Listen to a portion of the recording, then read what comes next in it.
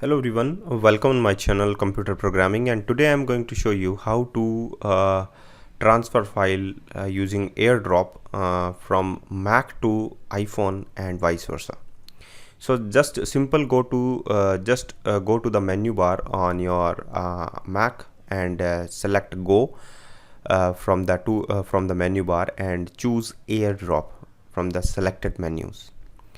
Okay, so after AirDrop you can see that your Bluetooth is on, must to on, and where your if you want to transfer file from iPhone to the Mac, then select the file and choose AirDrop first of all, like that, and devices is shown in the iPhone, and just click on it and transfer the file from iPhone to the Mac easily.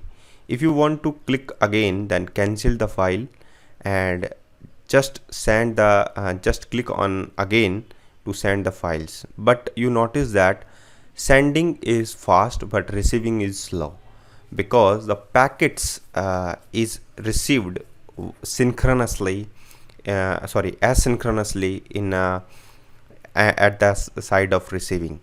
So you can see that the file will received just after few seconds, and sent is completed in the from the sender side, but receiving side you get the copy just after few seconds. So you can say that delay in receiving.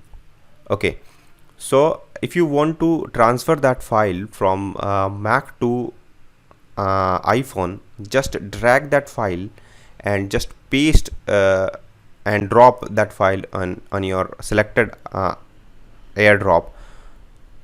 Okay, so let's check and go menu, select AirDrop, and just drag that file like the home image, and you can see your home image will show in your iPhone. Thank you very much.